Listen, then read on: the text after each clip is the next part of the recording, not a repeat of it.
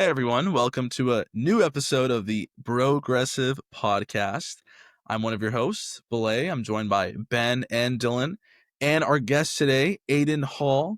So, a little story about Aidan before I let him introduce himself. He went to UCLA, graduated in 2023. Currently has a YouTube channel. I think you just hit 30,000 followers, subscribers, about to hit 30K. Your latest video, 1.1 million views, videos from all different topics. And yeah, Aidan, go ahead and tell our listeners all about yourself. Great. Well, thank you for all that. It's still surreal hearing those numbers. It's still pretty fresh, but it's very, very cool. Yeah. My name's Aidan Hall. You can find me on YouTube under that name. Exactly. Yeah, we're doing some politics videos for sure. Kind of just, the idea for the YouTube channel was anything that I find an interest in, and it seems like people have clicked with some of the stuff that we've been talking about with politics. So I would love to expand on that with you guys. They're very JJ McCullough, which I enjoy. It's like fun to watch video Dude, essays. you don't know how much of a compliment that is. I love JJ. Oh my gosh. Maybe with better political takes. I don't know. People get mad at him. Whoa.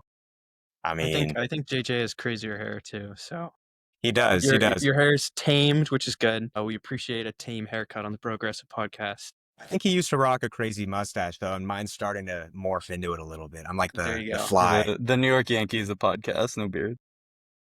Well, I did want to jump right into like origin story, I guess. So you went to UCLA. Did you grow up with like an interest in politics? You kind of gave us before we started recording your background of education, but like what made this kind of crossover of social media and video editing, film production, and politics all come together?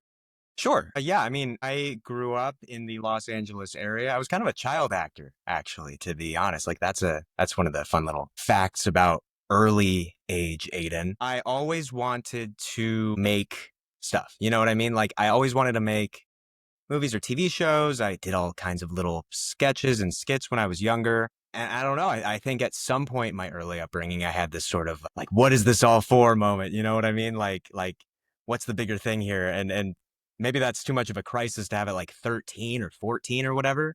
But I kind of had this just feeling like, well, if I can try my best to just pay attention to things that seem to matter to other people, maybe I'll figure that out. Maybe I can incorporate that in some way, shape, or form. And I feel like that's like the early start. That's like Aidan when he's still like under 5 foot. I'm much taller than that now, significantly taller than that.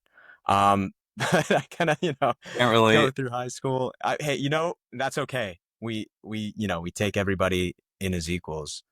I kind of go through high school. I'm listening to, Pod Save America and reading at New York Times opinion pieces and like trying to make conversation. And I don't know. It seems like you guys might have had a similar experience here with that kind of thing, but I feel like you realize kind of quickly it's not as much of a conversation piece at that age as maybe I hoped it would be. So yeah, going into college, I started pursuing film. I wanted to figure out the best way to make stuff. I wanted to figure out how a camera works, how lights work. I spent a lot of time on that.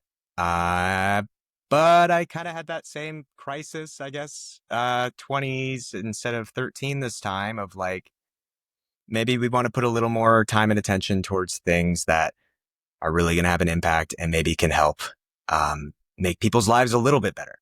And I switched to the #1 public university, as I think was alluded to before, UCLA, not the other one.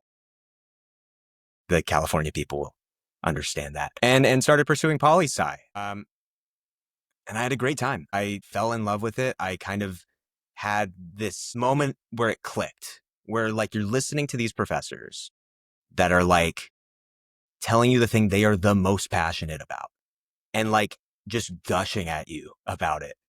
And enough of those classes happened, and I'm sure this happens in poli-sci classes across the country, where I just kind of went, oh, okay.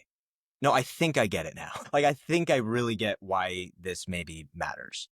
And so that's sort of the origin story for, I think, where this sort of mix of wanting to make videos and finding an interest in this kind of thing, like, would stem from, Well, so you were a poli-sci major, but then you minored in film as well, and like were passionate about Yeah. it.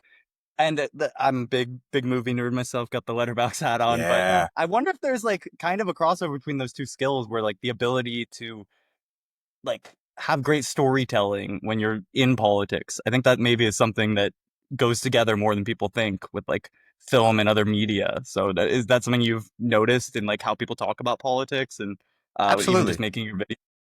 Yeah, absolutely. I think it's more talked about now than ever because I think it's more important now than ever for sure.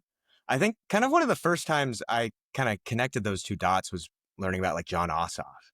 Did you Yeah, guys that was know one. he he went to film school? Yeah. Yeah, I was like, Documentarian. documentarian. I'm like, whoa, he's just like me. Yeah, no, I totally second. yeah, His sorry. top four before the election will get him the nomination, but I think we'll get into that later with candidate strength. Sure, for sure. Yeah, no, I think I was talking with someone about this yesterday. There's been a lot of like DMs and messages with people kind of asking about 2028 strategies. And I'm sure you guys talk about it all the time. Where, what did I say? I was like, people talk now more than ever about like the importance of communicating online. And I still don't think they're talking about it enough. I think we have this feeling because everyone's talking about it that it's been overplayed. But I think it's so important that it's still somehow not being talked about enough. And I don't know how you guys feel. Well, I feel like there's such a messaging and marketing problem within. I mean, we're progressive Democrats. That's our leaning, and so I always take it from the Democratic side of the easiest critique that you can make is there's two conversations that you have. One is the conversation about like how much are we actually talking about how much more we need to talk about stuff, and how much are we and I think Republicans just skipped step one and went straight to step two and was like, all right, we're just Steven Crowder, Candace Owens, Ben Shapiro, the debate lord. We got Donald Trump himself as a creation of social media. I think it just somehow more natural and more effective in what kind of reactionary politics was already existed in the Republican Party, where now Democrats are playing catch up in a new and completely life altering mode of communication where I can keep up with my grandma or my friend from middle school who I haven't talked to since the 7th grade bus ride. And I can keep up with them and also consume so much information that I don't know what to do with all of it. And Democrats are just not, they're built for the Barack Obama, I'm going to stand on the podium and not point directly at you, but point with my thumb kind of talking. And I feel like there's just such a, it's almost like a personality rift. It's like when you and somebody you like just don't really, there's no chemistry there. There's no chemistry between the online space and the Democratic Party is how I would put it. But I feel like on the left, you're almost rewarded for nuance in a lot of ways, like in left wing circles, like trying to have like all the facts on your side about detailed policies and being workable. Whereas like on the right, it's more like being bold, the kinds of things that do blow up online, like simple policies. And I think Democrats kind of struggle. Maybe they need more of that storytelling to kind of take these more like well thought out policies and actually make it entertaining for people, putting it in like the video essay formats, things like that, I think are definitely an opening. Yeah. There's that, what's that quote? It's like the medium is the message, right? I love what you guys are saying because I feel like sometimes the conversation, like at a broad level, will very quickly go to like, we just need to be on more podcasts, right? Or it's like, we just need to post more on Instagram.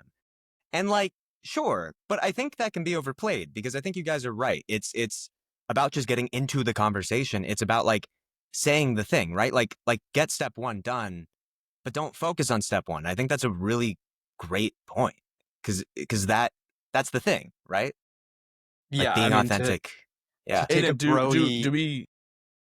Yeah, I was Go gonna ahead, say, Billy. Go do ahead, Billy. Democrats kind of have to tackle step one now because they've abandoned like the podcast sphere for so long, where like they kind of have to start with step one because they just aren't used to it and they aren't as comfortable with it as Republicans are. I mean, yeah, maybe. I think like there's an ecosystem there for sure, right? In corners of like the left. I think like there's the NPR, New York Times opinion sphere, right? There's the sort of like Hassan Piker, more left-leaning Stavros Sphere, which, they're like these different pods for sure. There's not that sort of, it hasn't all amalgamated into one big blob, I think, in the same way it has on the right. So maybe it's more connection. I think you see the politicians doing the podcast, doing the Substacks, right? You got Buttigieg with his weekly posts. You got Newsom doing the interviews. 4-hour podcast today on the Sean Ryan show, by the way. 4.5 hours long. 4.5 hours long. Too long. People got to get back to work. I have to give the man some credit. I don't think I could sit there he did for his 4.5 and he hours earned long. I would be like standing up, walking back and forth, leaving the room, coming back. Yeah. He sat there. Bro was dehydrated. And Sean Ryan's like crazy. on the right-ish. He's like one of those like Joe Rogan types. And so he sat with him for 4.5 hours. It was actually pretty good. I listened to like an hour of it only though. That's super interesting. I'll have to give it a listen to it. I'll jump into hour 3 and just be like, how exhausted are these guys? I haven't watched shit. it. I haven't watched it, to be fair, but maybe that is like just emblematic of not understanding the type of, like, I think Gavin Newsom went into his like social media strategy of, I'm gonna figure out a way to optimize my social media strategy without it being part of his person, right? Like, you kind of made the obvious point. Who's going to listen to a 4.5 hour podcast? You're not going to get your point across in a 4.5. Obviously, they do those though. Like Rogan does those absurdly long ones like that. I think that was part of why he was mad at Kamala, because she wanted to only do an hour. And that's fair. But I feel like that's where obviously people make the point. Like Donald Trump went on Joe Rogan and he had all this. He did definitely reach a new voter base by doing that. And I think Gavin, I'm not saying he's wrong to do that. I think there's value in that. But the right-wing ecosystem online is not getting this audience capture and this creating this bubble by doing 4.5 hour long podcasts. It's by doing the Daily Show where Ben Shapiro, or the Daily Wire, not the Daily Show, the Daily Wire, where Ben Shapiro talks to you for 45 minutes about what he thinks about the news of the day, and then you go about your thing. I think David Pakman is similar in this way on the left, is like my best comparison of where Ben Shapiro is at now and like Steven Crowder was at in like 2018. I don't know. Maybe I'm just like taking too far of a logical leap. Can I just push back just a little bit? I think the examples you bring up of Ben Shapiro and Candace Owens, those are people that specifically appeal to people who are politically tuned in. Right, where you're like, you're Joe Rogan, you're Sean Ryan's, you're like, what's that comedian that Pete Buttigieg was on? Ben Howard, I forgot his name. Schultz. Andrew Schultz. Andrew Schultz, yeah. Not the Starbucks guy, yeah. Yeah, not Howard. Andrew Schultz. Those types of podcasts, I think it's very different than having like a Candace Owens. Those are people that they don't talk about politics mainly. Like their main thing isn't politics, but they'll have politicians on and they'll talk about different things. So I think going on them, like Newsom having a 4-hour podcast with Sean Ryan, no one's gonna I don't think everyone's gonna listen to a 4-hour podcast with Newsom, but someone will tune in for an hour and be like, you know what? I didn't really fuck with this guy before. He's kind of making some sense here, and the fact that he's willing to go on a podcast that Democrats usually don't go on, and hey, I don't really hear politics from this podcast. I don't really hear from the left on this podcast. Kind of making me change my tune about this guy. I think it shows a willingness for you to like take risks. I think that was the whole Kamala thing. It was like, I don't think Kamala Harris would have won the election if she went on Joe Rogan. I think we can all agree with that. But I think it resembled a broader pattern of her campaign being very risk avoidant. Whereas, hey, Newsom's going on this podcast that might be a little combative against him, but he's doing it for 4 hours because he has some balls. I almost think Democrats overcomplicate it when part of it is as simple as, and we've seen this with Andrew Schultz, you're almost trying to convince the host as well in some of these very apolitical formats, not trying to fully convert them to your side, but just going on their show. Andrew Schultz this week was hyping up all the Democrats who had recently been on his show, talking about how they all were super reasonable and willing to spend time talking to him and not be condescending. Buttigieg and whoever else went on, blanking now. Bernie. But Bernie, of course, I thought there was one more. But I think it really is as simple as that, where like that doesn't make a difference. But going on those shows and talking to them directly, it makes it so in later episodes they're a little bit more friendly when they're talking about you, or they're like, if the Democrats do run someone, I hope it's Pete Buttigieg or Bernie or someone who was on my show. Like, I think it's almost that simple, especially with Rogan, who repeats whatever the most recent person said. So, did you guys get a chance to listen to the Bernie interview on Rogan by any chance? Yes.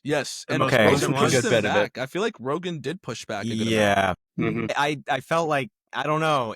Yeah, that interview, I, I don't know. There were things that they just both inherently agreed on, and there was a lot of effort.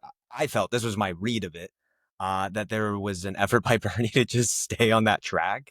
And every Yeah. once in a while, it would like curve off to vaccines or it would curve off to climate change. And you could just feel this like immovable force on the Rogan side.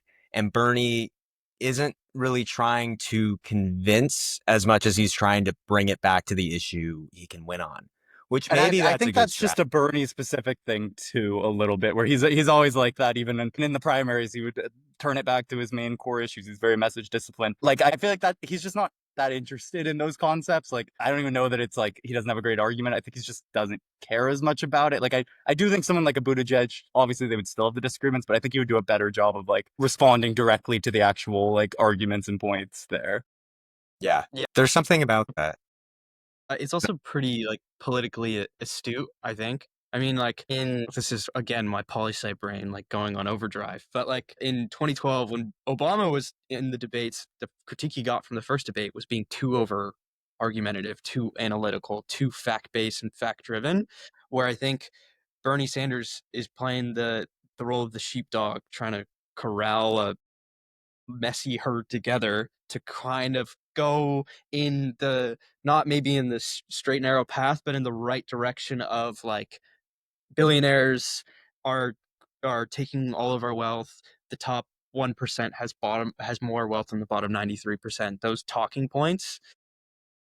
And you can get I'm sure he thinks that you can get a lot done with just focusing on that rather than like, oh, vaccines and the validity of the 2020 election. I don't think Bernie Sanders counts those people out. But I would argue like I don't know. I just don't know if you can win. Like I don't know if you could win the presidency with that strategy. You know what I mean? Like maybe that's a good I agree. strategy for message, for just kind of building your message and getting certain points into certain spaces you wouldn't hear for sure. But if you look at like a Donald Trump, right? He's so himself. And I think maybe it's where we maybe bridge into authenticity a little bit. But I think people are more receptive to hearing your points on certain things if you're presenting this sort of authentic front at the beginning, and sort of like a Buttigieg going into a hostile Yeah. environment. Like there's obviously, yes, once you're at that point, maybe you want to steer to the topics you're going to win on and the topics that you can agree on. Yeah. But I don't think at that stage, like a Buttigieg would be able to win, you know, like if he can't even go to immigration or he can't even go to climate change. It's a balancing act for sure, but I also think it depends on the medium. Like it's one thing to run on these issues that are like culture war issues that aren't the best issues for Democrats versus being able to talk about them in certain environments. Like I think that was kind of the Kamala strategy with a lot of the like transports or whatever. A lot of the ones that they were like pointing to as unpopular issues was to go like voters don't really care about this. Let's get it back to the economy. Let's get it back to this. And that works in a like maybe debate environment. But when you're like going on these shows, I do think even if people don't agree with your argument, they want to see that you're able to like at least present a side and seem smart and arguing it and like know what you're talking about on all these Yeah. issues. Yeah. Oh, totally.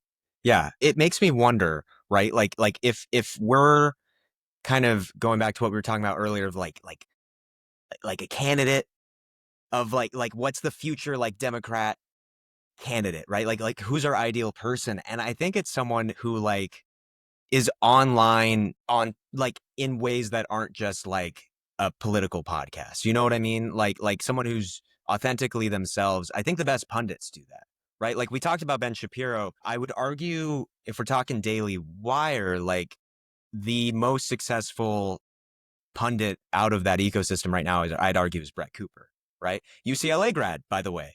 Brett Cooper, 2022 UCLA grad. She has this presence online where she's showing off her farm, you know, she's getting married, engaged, right? Like, and she's doing all this other stuff. And then also she'll talk about politics every once in a while. And I think like, you know, the best are able to play in that space. Aidan, do you think that maybe part of the reason why we are telling politicians to go on these podcasts, like, sure, you're not going to be able to convince their audience of everything, you're not going to convince them of everything, but at least you can be portrayed as authentic. I think a big thing about Donald Trump is that a lot of voters are like, we don't like what he tweets. I don't really like his immigration policies right now, but he's authentic. Like what he says, what he means, even though we all know it's bullshit half the time, but he portrays himself as authentic. So I think going on these informal shows where people get to learn more about yourself, like Rogan said this on a podcast. He was like, I wanted Kamala to be on. I wanted to humanize her. I wanted to ask her questions about her upbringings. I wanted to ask her questions about her family. Like she loves to cook. I wanted to bond over that. Like there's those elements that really make you feel like a person and make you feel authentic, where she missed those opportunities. So I think part of it is like, yeah, you're not going to win an election solely by going on these podcasts, but you can at least change the culture to at It least builds be credibility. seen as more credible, more authentic. Be like, you know what? I don't agree with this person on every single issue. Like I heard his argument about immigration. I don't agree with it, but at least I know he believes in it. At least I know that he has a good argument for his side. We're talking about like the reason I think that we're talking about this sort of change in medium, right? Is like the average American's like media diet since like 2016 has changed in such a cataclysmic, seismic way that it's hard to draw any comparison to in recent American history for sure.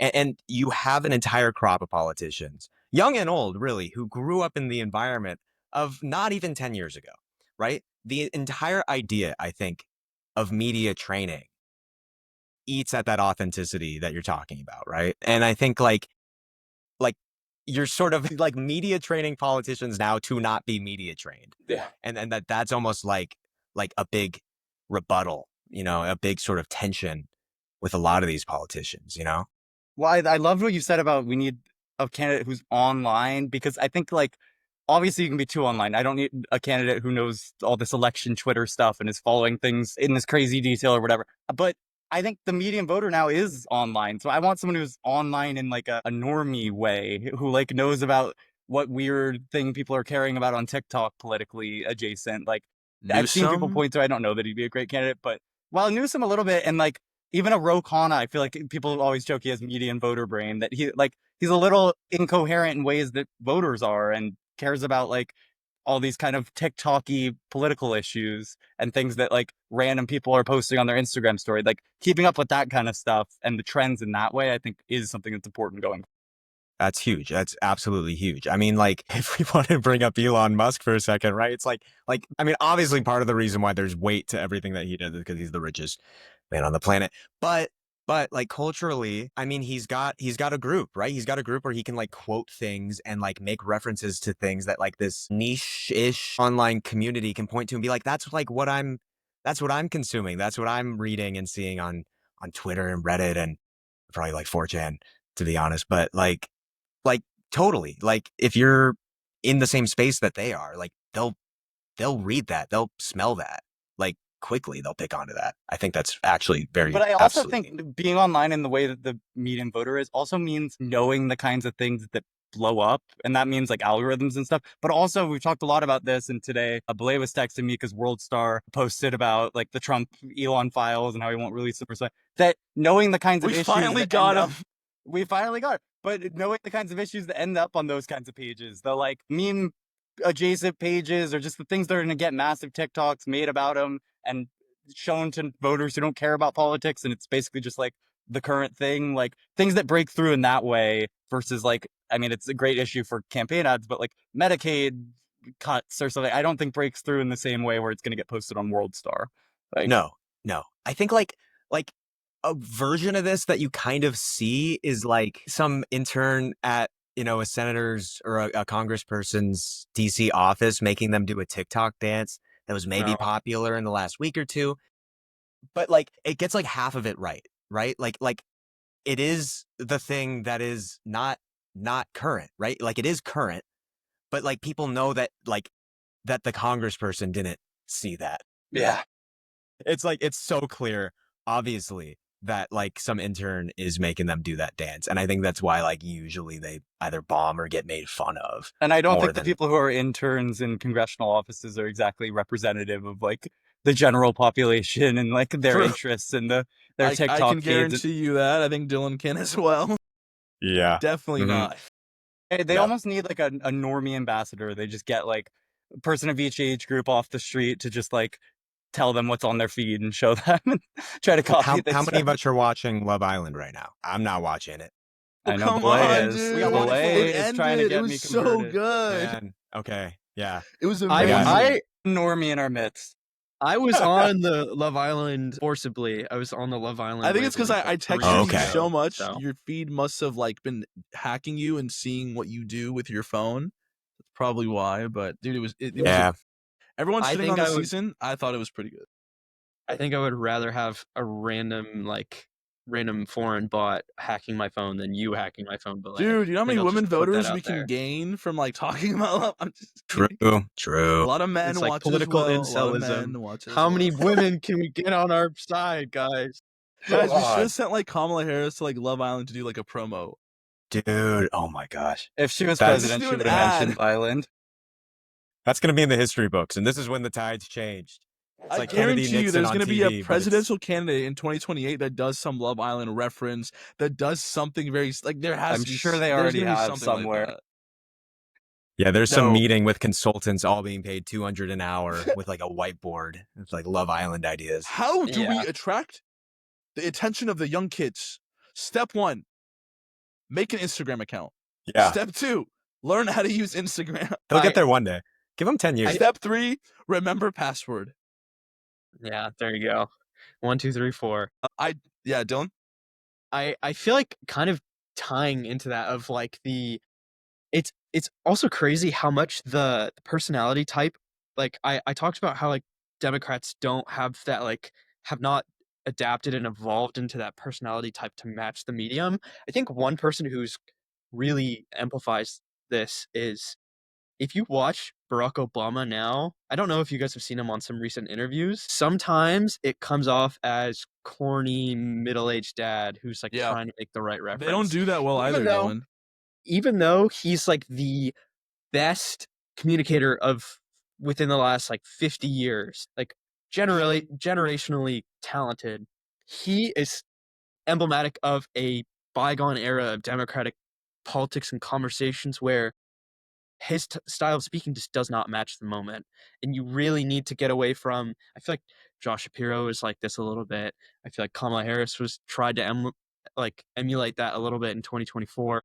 And that's just not where you need to go in 2028. And I think the lesson is if Kamala starts shit posting on Twitter, she's going to be running for president. I think is the lesson from all of that. There is a momentum play to it, right? Like I don't know. I feel like something that I feel like I've learned from people who have like commented on the Democrat and Republicans videos that I've put out recently. That's kind of changed my mind a little bit is like maybe sometimes it's less on the candidate themselves in the way we tell the stories about, you know, these guys coming to power.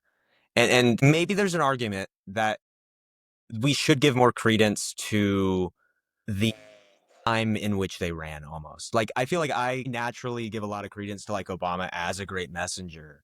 But I feel like sometimes if you view it through the lens of like how unpopular Bush was, I don't think I understood until very recently, like working on these videos, how unpopular he was. And to know that Barack Obama in part succeeded as a politician in winning that election as someone who like addressed that and came to the moment at that point, right? I say this kind of for like 28, right? Like as much as it's about being a good messenger, there is also, I think, a part to consider where it's like, you know, coast the trajectory is heading a certain way. And Right place, if you can right kind of time. chart, totally, if you can chart like where voters are going to be in the summer of 2028, or at least start to get like a better idea of that, I feel like that is also super important as like, Well, and yeah, I you just know. watched your Republican 2028 video, and you like the JD Vance to John McCain comp is interesting to me. Obviously, the sitting vice president thing, but like, I mean, I guess that's basically what Kamala just went through, having to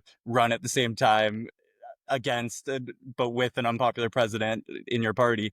But I do wonder, like, we can talk about JD Vance's strengths or weaknesses as a candidate, but ultimately, like, how much of that just comes down to Trump's approval rating on election day or leading up to it.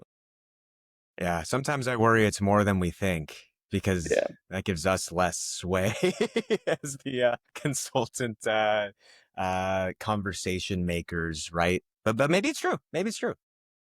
Or I don't maybe know. like you mentioned, he could be like Bush Senior and win after a 2-term Republican. So, I mean, I mean, who knows? Like I tell people all the time, you just don't know. I think history tells us that a Democrat will probably win in 2028. Even though Trump's segment is kind of broken up, like think of it as kind of like a Well, two-term.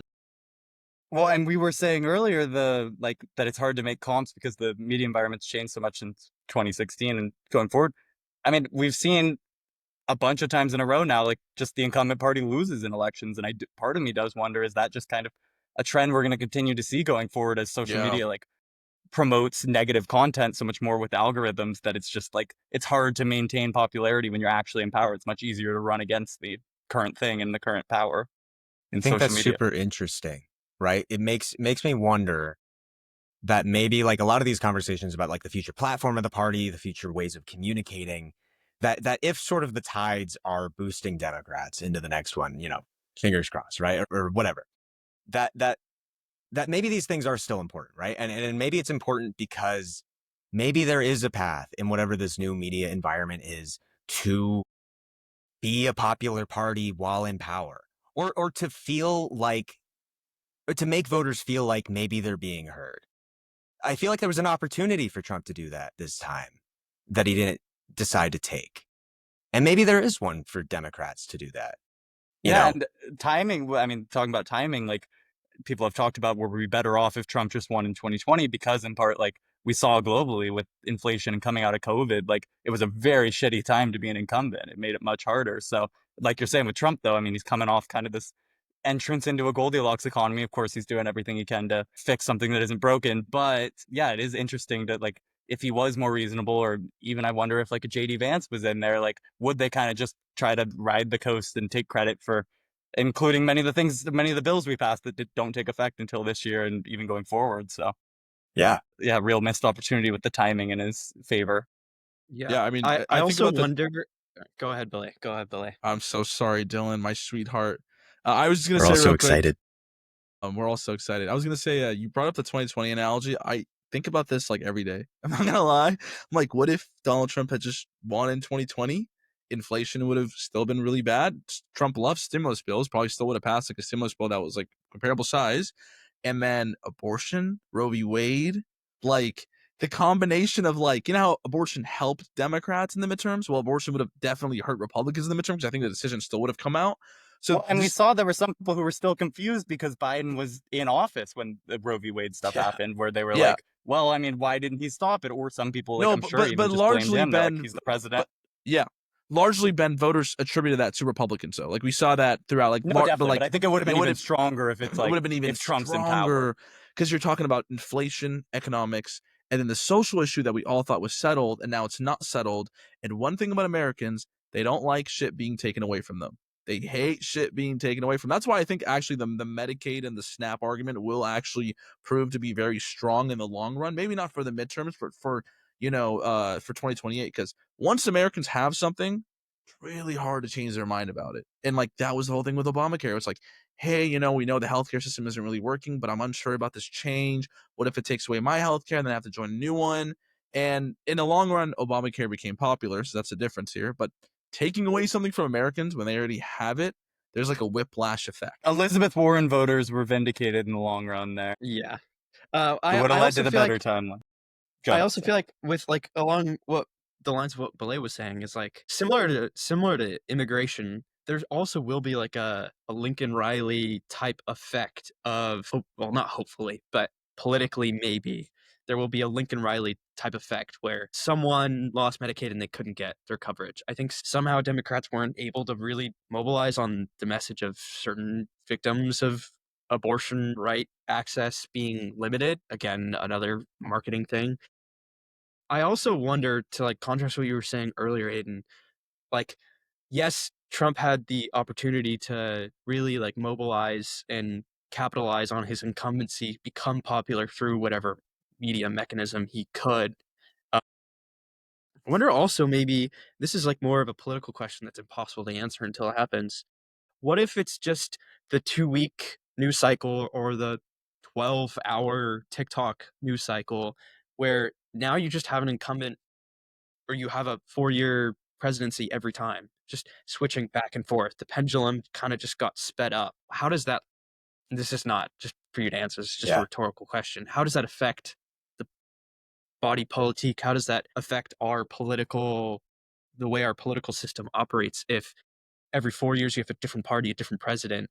Is nothing going to happen? If there's a crazy crisis, is it just executive power? Unitary executive theory just takes over the entire executive branch in the government because Congress is not capable. There's no president in power consistently.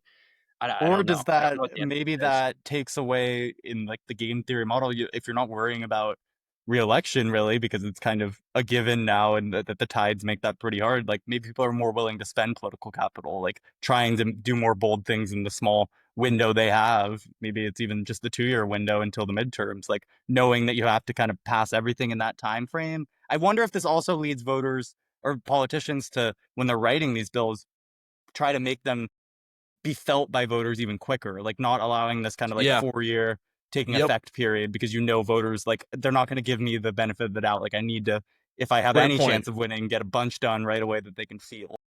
Great One thing's fucking for point. sure, they're going to be all passing reconciliation bills and run up the deficit $2 trillion at a time. Perfect. No, Perfect. I think that question of like a what if it constantly changes 1 to 1 to 1 every 4 years, right? I think that's super valid. And I think it's kind of a question of like, do we stay in like a negative polarization environment post-Trump? Because that's the question, right? Are we in a negative polarization environment because of Donald Trump? Or are we in a negative polarization environment because of, whoa, sorry, my smart home just like changed because of That's sunset? pretty cool. Well, that's The a perfect background looks answer to Sorry, the didn't question. mean to Is flex. why we're in a negative It's like polarization Biden when he Always heard spoke that. in Philadelphia with the Technology. red lights. Yeah. That's crazy. I'm going to switch him back in a second for continuity, but just to finish this point, yeah, are we in a negative polarization environment because of Donald Trump? Are we in a negative polarization environment because everyone's on the internet now? I don't know. I feel like, and maybe a lot of Democrats feel like this, right? I feel like eternal optimists. Like I have this just deep, relentless hope deep down that there is some strategy here that is like a positive polarization system, right? Like the West Wing in my core fully believes that there is some way to run a campaign post-Trump when you're not constantly running against this like circus of whatever this is. Mm-hmm. That maybe is a little more productive, that maybe people don't constantly give a 45% approval rating to all the time forever. 45 is pretty good for Well, like to make today's it age. today's days it is, but to make it like circular, I wonder if, are people going to be negatively polarized by this negative environment into being more positive? Like it almost takes us back to, I think, what we were talking about like in some of the early episodes about Gen Z, and like kind of the right-wing turn of Gen Z, that the woke culture was kind of a backlash to the culture of that generation's parents, like that was very problematic or whatever. And that then Gen Z kind of grows up in this environment where it's like more policing what you're saying, that they're more, and they're like wanting to rebel against that. So I wonder if the system becomes so negative that at a certain point it becomes like refreshing to see something kind of more positive, to have a more like positive viewpoint. I mean, I just saw the Superman movie, like that felt refreshing, That's seeing a movie that was optimistic and like it had something like that. So I wonder, like, You're are people, woke, Ben. You're woke. woke Get out of Superman? here. I love me How some many woke Superman. trans surgeries but- were operated in the Superman movie, man? You Come on. know, too many to count. But And they're I was letting literally going to children bring up watch the that Superman movie? Dude, you know, I feel like that really struck a chord with people. Like there's a line in it. Oh, I know it's like, oh, we're past opening weekend. I can say this line. It's not a spoiler, but it's like my favorite line in that movie, right? It's like, you see the beauty in everyone you see and you like treat them with respect. and trust them. And what does Clark Kent say? He says, maybe that's the real punk rock. Mhm. Like there's something in the zeitgeist. I really hope. Like an untapped, like kind of yearning for like a word. Because I mean, these are the people watching these TikToks, but anytime you see an old clip from like an Obama Romney debate or something, all the comments are like, "Oh, the good old days, Very back when people positive. were respectful or whatever." Like I do think there is a bit of like a need in people for that, and I do wonder if Trump, you take the charismatic leader out of the equation, like maybe that starts bubbling out a little And more. I mean, even like there's I hated the debate and I hated Tim Wall's performance, but like even JD Vance was pretty no, respectful you're gonna during the take my debate. point. No, fuck Channel, you. go This was my ahead. point. This was my point. I was trying to get across, guys. No, I'm cutting that out. That's a The great point. point. Okay, this was the point I was waiting. So, Aidan, you're talking about, are we just living in these very polarized, this negative media environment because of Trump?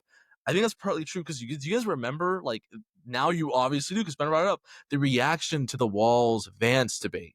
It was extremely positive. It was like so many people that I knew that were like, you know what, I don't really like Vance, but I thought he was positive. Walls he was positive as well. Like Republicans were saying the same thing. Like they were both pretty positive. They didn't attack each other personally, I feel like, at all. So I feel like there is that yearning out there, and Vance and Walls, despite like how much I criticize Vance, they held a pretty positive, forward-looking debate that was focused on issues. It reminded me a bit from when I was watching like the Romney Obama debates. Like there was that, and like there was an appetite for that. There was really an appetite for that by the American people. So I think the reaction to that debate and the fact that it was pretty positively, taken by most Americans shows that this might just be a phenomenon with Trump. But like, who knows? Aidan, I was gonna ask you, what did you think about that? Ben, thank you. Yeah. No. Yeah. Man, everyone's bringing up banger references. This is awesome. I mean, I'm not a psychology major, right? I don't think anyone in this call is a psychology major. Thank God. If we're not poli-sci majors, what are we doing? I know. Most important major, guys. It's a science. But maybe there's like an argument that this sort of combativeness comes out of an insecurity on your own message, on the authenticity of your own message. Maybe. I don't know. I mean, like, Kamala Harris doesn't have to like go into the dirt to mud wrestle Donald Trump if she had positions that were incredibly popular, that she absolutely believed to her core that she's held for 20, 40 years. But she didn't, because it was all manufactured.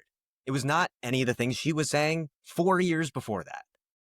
And I want to believe, and I hope that we are able to have these more cohesive debates, because I think something with the JD Vance Waltz debate is they were each brought to the ticket because of what they had been saying. So they were able to stick to that message in their vice presidential debate, right? So I'm hoping whatever this candidate is that comes next, that argument has been like tried, tested through the fires of Twitter, TikTok, whatever. And they go into whatever that situation is knowing like, I'm going to hit some banger one-liners in this speech. I'm going to have some clips that are going to go crazy. Yep. I'm going to have a Mom Donnie moment, right? Yeah.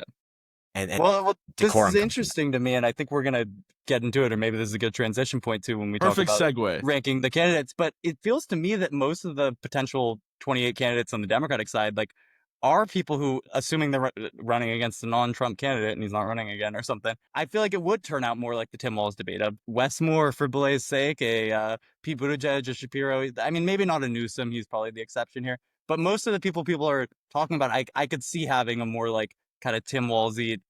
He'll do much better, hopefully. But in terms of the tone and approach in the debate, I could see it. I don't think politics is going to get completely civil again, but I could see kind of a cooling down, at least like on the actual debate stage with most of these options. But Yeah, and Tim Walz is like a quirky guy. I definitely could see a couple TikToks blowing up of like him making his grandma's like his grandma's old recipe or something like that. Oh, yeah. Do you guys see it? Totally. I see something Belay's- coming up. Oh, Belay's there it screen got is. all activated. prepared. I know what that is. Praying this I've seen doesn't a couple of crash, these. but here's the time that everyone's been waiting for 4 young political science, us ex-political science students, to be telling you Real experts. who to vote for. For the viewer's sake, so we're ranking this not in terms of our own personal preferences of who we want to be, but in terms of who we think is the strongest 2028 general election candidate. Is that what we're ranking?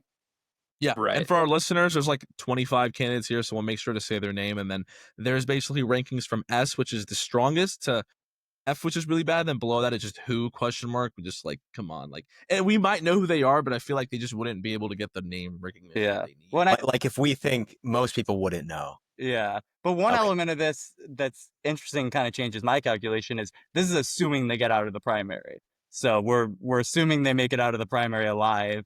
and I Yeah. guess they would have some name rec by then. So this is just general election strength, assuming they are the nominee for their party. Okay. Great point. You guys ready? Are we I'm going so alphabetical? Let's go. Miss Alexandria Ocasio, talk about films and using film to Social media. campaign. AOC, I think, rising star in the party, definitely well liked by the base, and I actually saw very recently she now has a positive approval rating, like a net positive approval rating, which is like comes a long way to do that. So, where do you guys think AOC goes? Anyone who's seen my video would know that this is one of two S tiers. Arguably drove so much confrontation in the comments that that's the whole reason it got picked up by the algorithm. I have a theory, maybe. Well, I guess we got to put her S tier then and blow Well, up. my case for S tier, because this is the Let's hear it. collaborative list. I understand if we're deviating for sure. My case for S tier is what we've been talking about as far as being comfortable online, as far as like kind of being able to say something off the cuff and like people know that that's your actual take, that you didn't like go into the spin room and come up with a whole thing. I think she's proven that with the Tony Hinchcliffe situation with the Puerto Rico joke. I don't know if you saw, she had this clip go viral afterwards, and I might be misquoting because this is all off the cuff of whatever on my head. So don't go look this up for yourself if you're listening to this, if I'm getting this wrong. But her response, her gut response from reporters, like pretty much immediately after this clip came out, was saying, listen, if you're from, a Puerto Rican background or a similar background where people are viewing you like this, and you have Tony Hinchcliffe going out there and saying that Puerto Rico is a floating island of garbage, and then that's where you're from. If he thinks that, if people are laughing at that, people are backing that up, there's people like that out there who that's just how they view you.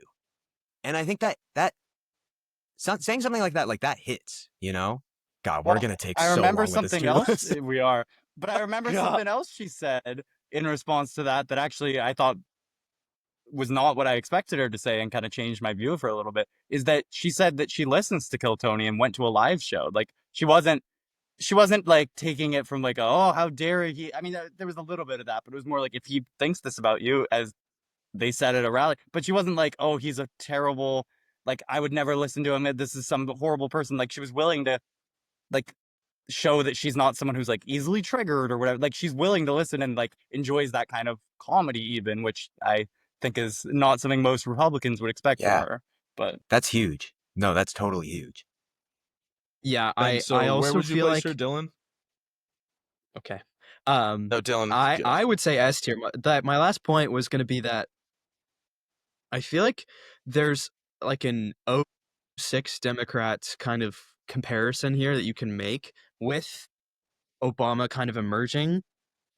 There was this argument after 2004, after the Democrats lost again, they didn't win the House, they didn't win the Senate, that they needed to go more moderate, they needed to get more conservative, they needed to get more like white old guy kind of Bush type of person, and then Barack Obama springs up out of nowhere.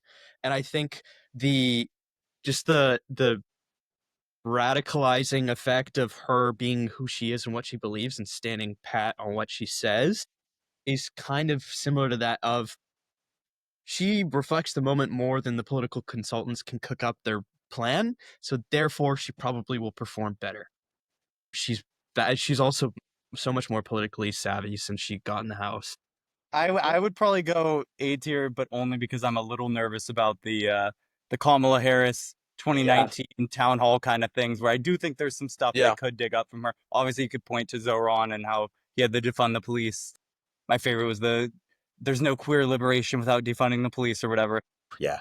But that was a New York Democratic primary, and he's probably going to win in New York, but it's a very liberal city. So I do wonder if some of those things, maybe they're long enough in the past now that no one cares what her position was on trans healthcare for whatever. But hopefully she didn't fill out too many of these dumb questionnaires. And I agree with everything you guys are saying. But Yeah. Okay, That's a good so point. A tier or S tier? I think A. I agree with Ben. Okay, I would say personally B, but I'll move it to A to be a compromise. I like AOC, but okay. So these next couple ones, 30 seconds, guys. I think This was AOC the is an problem in my anomaly, but video. yeah. Yeah. Okay. Amy, I'm gonna be so honest with you. She's going out like D. I'm sorry. Yeah. She's electable, but I don't think she has the juice for the media environment Andy, now. I'm gonna put at S. What do you guys I will think? put him F tier, Whoa, no whoa, whoa, juice whoa, whoa. whatsoever. Whoa, That's great that he can win off his family name in Kentucky. I think he is the most overrated candidate in the entire So- field. so wow. All right. No So juice. Andy's someone where like on further introspection post video, I had him in S tier in my video. I've listened to some of his speeches since, as No some of juice. the people in the comments said to do, and I am actually kind of surprised. He has less juice than I think what I've been led to believe, or at least what I've seen in smaller clips. When I've watched him on the stump, I'm actually a little. This is not the Less prompt, but I also impressed. don't think he's going to make it out of a crowded Democratic primary field. Okay. He's just not interesting enough. No juice. I'm worried about him on a debate stage. Oh, yeah, He's that only too. what grade? He's Bill Clinton. Okay. Let's see him I play the think I see saxophone that. first. But So he's not there. I would say B. Like he definitely has good instincts, but I don't think he's there. Okay. I think also Amy Klobuchar at D. She's like plain cereal, is how I describe her. Yeah. She's just like not. we'll move Like, her to maybe F. F? I'm Like, gonna D move her to seems F. Yeah, no F is too exciting. D You need a is more K fitting. tier. Just put everyone with their last names, just the letter of their last name. Or Okay, first name for AOC. Chris Murphy, I like him as a future Senate Majority Leader, but I don't think he is presidential material. For that reason, I would boring. personally put him at like D. There's a vibe for senators of like just being bloodthirsty for the presidency that comes out every now and then, and it's really funny whenever you get to see it. And it's been on full display, I think, with Chris Murphy. He's fitting being with Amy. They're like yeah, perfectly I see Cory boring. Booker. So. Yeah, I would put him at Amy. D.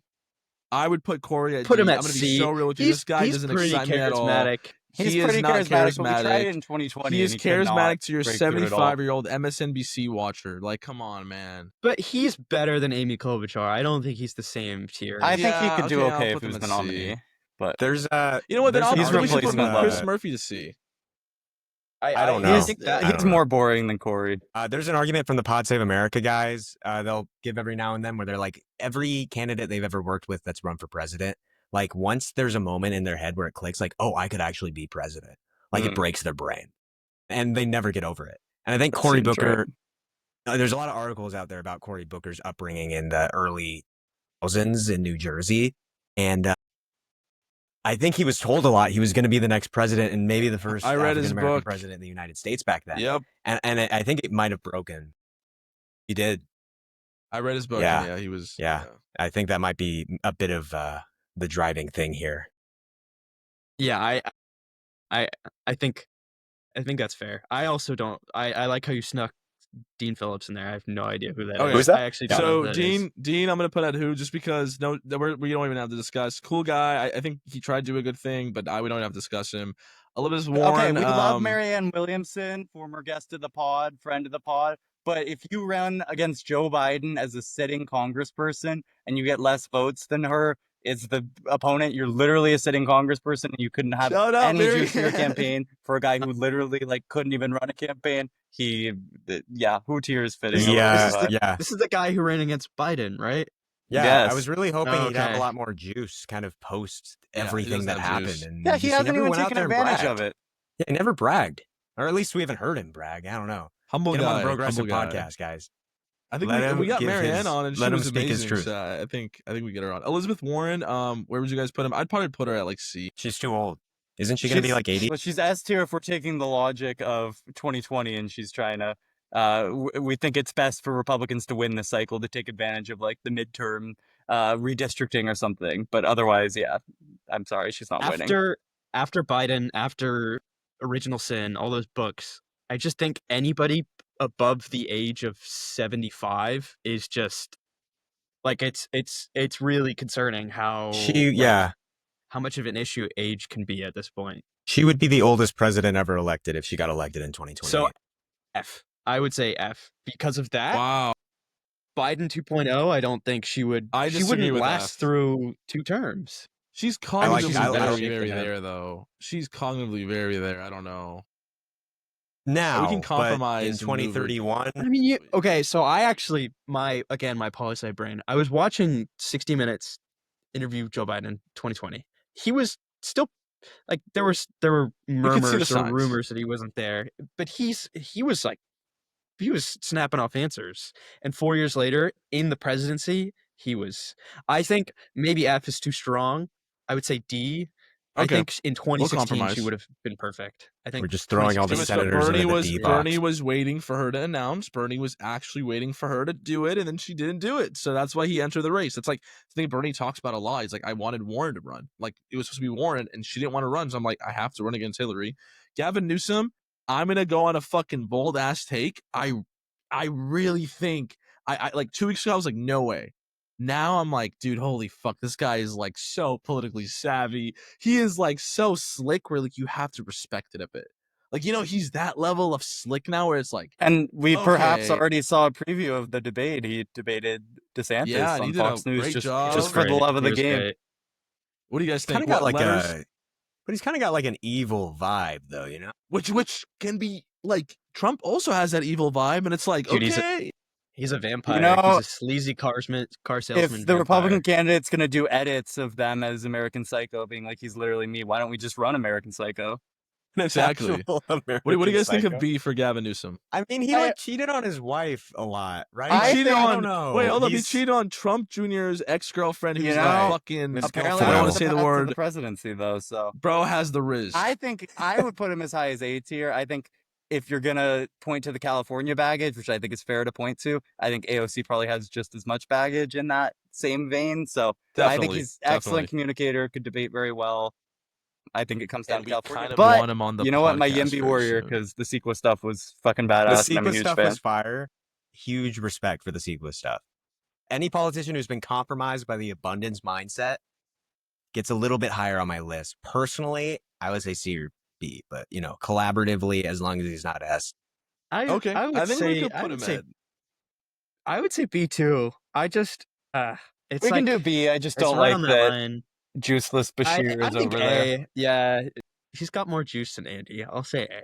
Dude, he's been impressing a lot of people. Big Gretch, I love Big Gretch. I love her so much. I truly think this woman is like, dude, she can fucking talk about the Lions for 2 hours straight.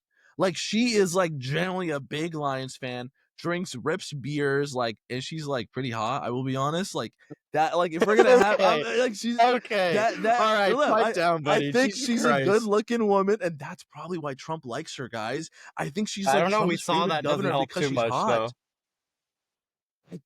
I We really tried think that. Big Gretch, and she's like, dude, she can rip it. Like, I just watch interviews of her. Like, she does all these like local media interviews, and she's like, ask me whatever you want. Go ahead. Like, she starts with that. She's like, go ahead, ask me whatever you want. And she just rips it, bro. Like, I really think she's in the I A want tier. her. I would vote C or B. I was most disappointed by her speech of any of the DNC speeches. Me and Blair have talked about this. You can say like, oh, She wasn't said she was prepared. super She was nervous. stressed. She didn't. Great, The well, time was like bad. Yes, but I was Fuck very you. unimpressed. But I agree. All this local media stuff. I don't think she's gonna run. But I think I B think with she's gonna Bashir would be run. very There's fitting. no 'cause I way think she's they're not both running, dude. a little bit juiceless, but I'll put her over for old Andy. At Is least she she's not struggling running on to the get out, family right? name. Do She's you still think, what? You Yeah, don't think she's gonna Aiden, run? she's termed out. Yeah, okay, I she don't is. think she'll run personally, but we could. I think Yeah, I don't know. There's not no way confident the in that former popular governor of Michigan, he has like a 60% approval rating. Like, there's That's no way she's not running. So yeah, I just there's the governor soup. Well, I feel like with a also- few of these guys. with, She's the you know, Secretary of State. Shapiro 2026, Michigan's in play for the Senate, right? Well, she's Yeah, Yeah. it but is. yeah, but But she she's not hasn't. running. She's not running for Senate. She already ruled that out. Okay, Wikipedia warrior moment right here. Hold on. She Well, it's gonna Future be progressive guest is running in that race, so you'll have to stay tuned yeah, for that. future. We're not gonna wait. Don't say We'll it. leave Don't that say a it. But mystery, it's a Okay. mystery. Might be the most progressive candidate in the. Might be the most progressive Yeah. candidate in the race. That's your hint. So, Gretch, I think A personally. Aiden, what do you think? I would go B. I don't know. She's got strong takes. She has like a great message on abortion, like with her own personal history, and she really hits you in the gut with it. But Like, what's her message? Like, what's the thing? What's her thing? Build the damn roads. That was her Michigan message. That was her the slogan. first It was term, but literally she didn't build even the damn say it in the roads. second election. Because she built the damn roads. That's why she got shit done. Are we Can gonna I- win on can I- infrastructure? I don't know. Can I propose a I would go shift up a little Gretch. bit? Can I propose so shift up? Maybe we move Amy down to F, Corey down to C, Andy down to B, and Gretch or C. Yeah, Andy to C and Gretch to B. This feels like right. this. I don't know I why like this this. feels. That yeah, feels right. Yeah. Okay. Yeah. I was trying to put Amy at F. I got yelled at by Ben, but we'll move Sorry, on. Amy. Jamal Sorry, Amy. Bowman, I'm going to put at who? I'm sorry. We're on Jared I was Polis. low-key about to say, like, I have nothing to say. I think we got another Look, who coming Jared, here. I'm going to be so honest with you. Like, he's done some cool stuff in Colorado. I'm Who going to is put at Jared who. Polis? Like, Oh, that's Who is Polis, I this? though. love. Who is this See, guy? I love Jared Polis, and that's exactly why, why he's not gonna Americans won't love him, Aiden. win. Yeah, exactly. Like, he's I love Jared Polis. If we're but putting Amy at F, I'd put Jared at F. Yeah. They're a good ship. JB, big boy over here. Big boy needs to hop on some Ozempic, and he'll be a handsome. Look like, hey, he has the facial care. He has the facial features to be like pretty good looking. Hop Y'all on some, are he's a never getting billionaire, hop Pritzker on the some fucking podcast. Ozempic. We're and- never getting monetized. That's just what's happening. Jesus Christ. I love Big Boy. I'm putting it at. This is kind of a dumb lefty take that I don't know that I agree with, but I could see a world where JD Vance is the nominee. Like, they try to do a whole, like, oh, Democrats are the party of billionaires. Like, I'm for working people. And I do Yeah, I wonder can how worried that would about work that. with the JB Pritzker. Yeah, I'm very worried about that. Yeah, I'm Hillbilly Elegy, and he's the billionaire. What Are do you guys think? Where does reading- JB go? I would go D. I mean, he's not bad though. Like, he's a better speaker. He has better I think- presence, but I think C. more baggage. I think Andy's see? better on paper, but I think he's much better, like, in action than Andy. Yeah, Yeah, you they guys are both- right. Like, They both have the thing the Yeah. other person's missing. I think Democrats have to take a position pro or anti-billionaire at some point. Obviously, the whole party's not going to agree or whatever. But like Mark Cuban just had an hour-long interview on Pod Save America the other day, and people were like flaming them in the comments about it. Like, so it's like, their what are we comment doing? section's always flaming, though. They're pretty That's blue true. sky That's heavy. true. just like ours, Ben. Our Yeah. 7 haters. You guys got 7 haters? They watch the We whole have- episodes and provide, like, detailed annotated notes. Detailed. It's kind of it's the And most we love sincere you. form of Please keep flattery. doing it below. Yeah. Yo, talking about social media, someone who's like rightly on social media doesn't feel like he's like over correcting.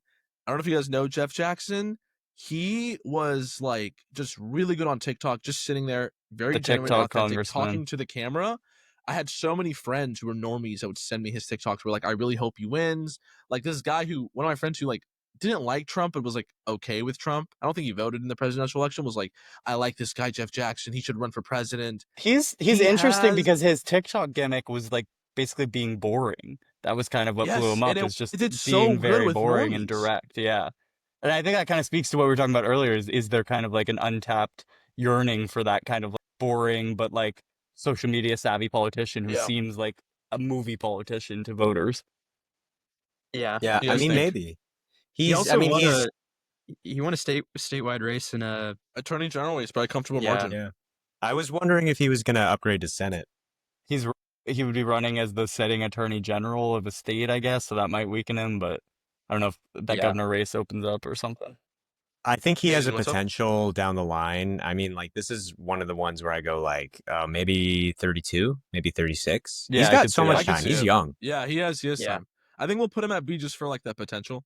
Yeah, he totally has potential. He's doing the right thing, and I think it's what you should see more Democrats doing, Mr. explaining themselves.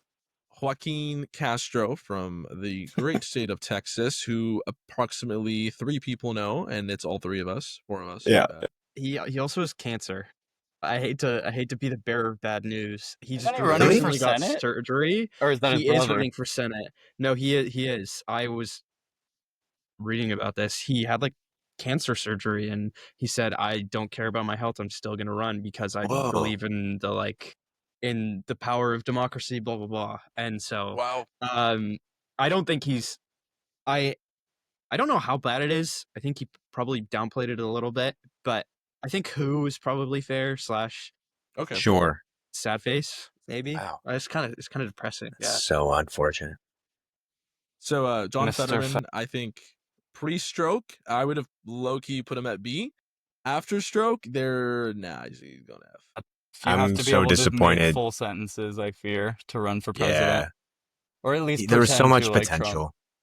I was so Guys. excited. I don't know if you guys were. I was so excited. Aiden, I was telling everyone about him, dog. I was so fucked because I knew him from like 2017. He went viral because he It voted for was Trump. the Bernie like, from this- successor of like blue collar appeal, but the Bernie politics for a minute, and then I don't know what the fuck happened. Yeah. Unfortunately, brain damage makes you very likely to turn Republican. We've seen so.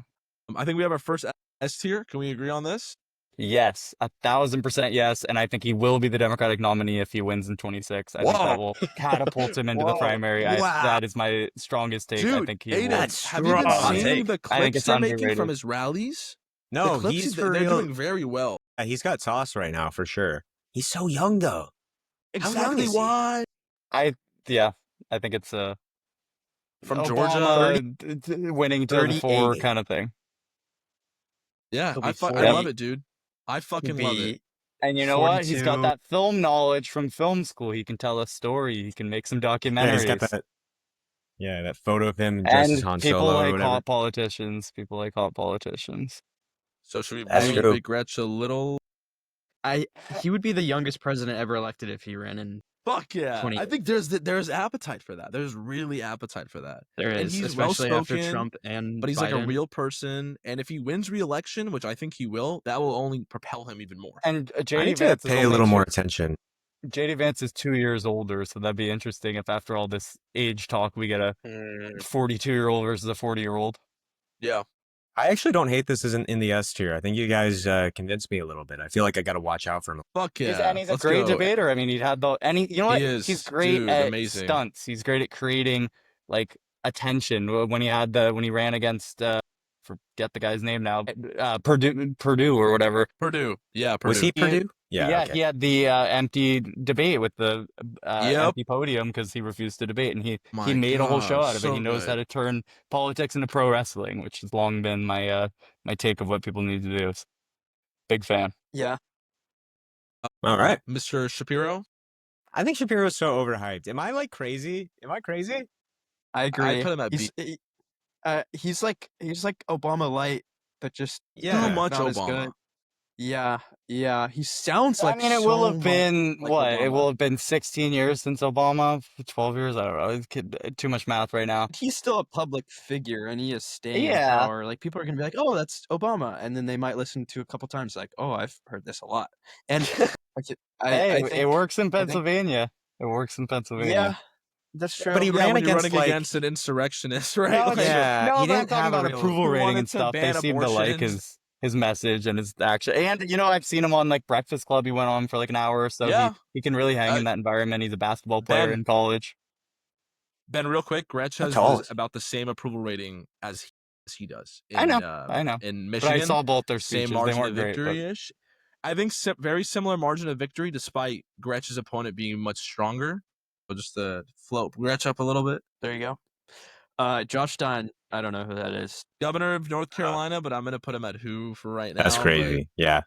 I've he never. sounds like a vice presidential Veep Stakes. He does. Yeah, he yeah. does. I can see that. God, you're right.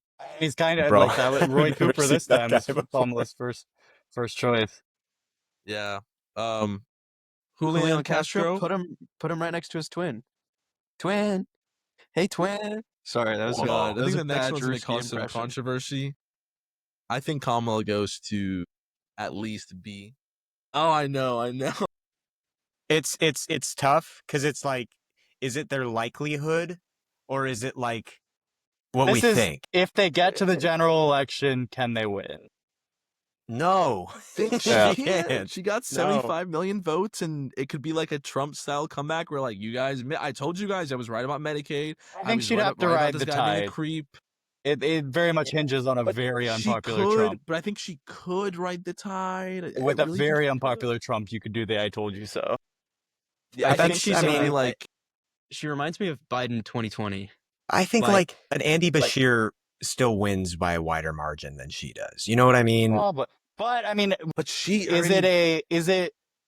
can you get that immediate nostalgia bias on your side as a former vice president the same way Trump kind of did in 24, where it's like Obama's immediately popular when he leaves office. Like, do people have that nostalgia of like, you know Yeah. what, this Trump era is so chaotic, like we could go back? I I don't will think so, but I say could see it. her TikTok, the TikTok edits of Kamala Harris do like by far the best out of any prospective Democrat. Like hundreds of thousands of likes, like millions. Like like her saying that Trump is going to use the military. They got millions of like likes on TikTok.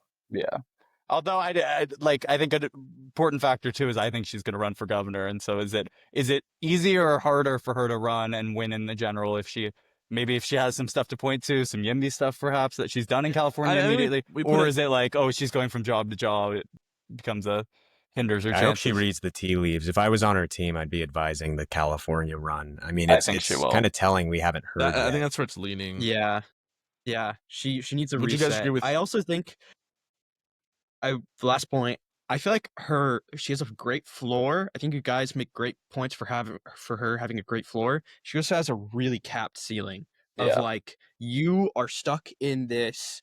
You can probably win popular vote like 47 to 52%.